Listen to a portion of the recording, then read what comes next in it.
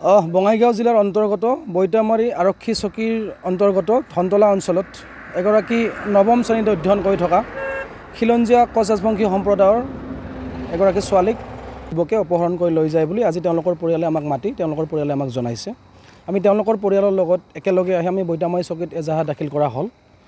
আমি বঙাইগাঁও আৰক্ষীক অনুৰোধ জনাইছোঁ, দাবী জনাইছোঁ যে অনতিপলমে এই যিজন কালপ্ৰিট অনতিপলমে গ্ৰেপ্তাৰ কৰিব লাগে আৰু এওঁক লকআপত সোমোৱাই ট্ৰিটমেণ্ট কৰিব লাগে। এনেই সাম্প্ৰতিক অসমৰ পৰিস্থিতি ভাল নহয়। ইয়াৰ মাজতে আচলতে এওঁলোকে এনেকুৱা ধৰণৰ কামবিলাক কৰিবলৈ সাহস পায় কেনেকৈ?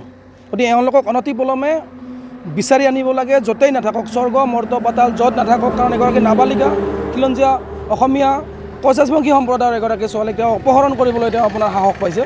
গতিকে এই যে সাহস পাইছে যে, গতিকে এওঁলোকক অনতিপলমে আপোনাৰ বিচাৰি আনিব লাগে, য'তেই নাথাকক, আৰু লকআপত সোমোৱাই ভাল ট্ৰিটমেণ্ট এটা কৰিব লাগে, যাতে অনাগত দিনত তেওঁলোকে যাতে আপোনাৰ এনেকৈ চকু দিব নোৱাৰে।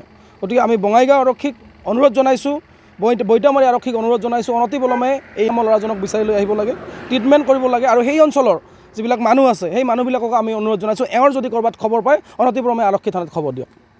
চাওক, অতি দুৰ্ভাগ্যজনক ঘটনা। আমাৰ আজি খিলঞ্জীয়াসকলৰ আজি অস্তিত্ব নোহোৱা হৈছে।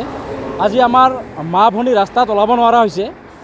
যোৱাকালি আমাৰ ধনতলা অঞ্চলত এজনী নৱম শ্ৰেণীৰ ছাত্ৰীক ৰাস্তাৰ দিন দুপৰতে এজন ল'ৰাই অপহৰণ কৰি লৈ যোৱা বুলি আমি খবৰ পাইছোঁ। এয়া অতিকৈ আমাৰ কাৰণে দুৰ্ভাগ্যজনক ঘটনা। আমি বঙাইগাঁও জিলা প্ৰশাসনক দাবী জনাইছোঁ, অতি সোনকালে এই দোষীজনক গ্ৰেপ্তাৰ কৰি কঠোৰৰ পৰা কঠোৰতম শাস্তি দিবৰ কাৰণে আমি দাবী জনাইছোঁ। নহ'লে অন্যথা আমি বেলেগ ব্যৱস্থা ল'বলৈ আমি বাধ্য হ'ম।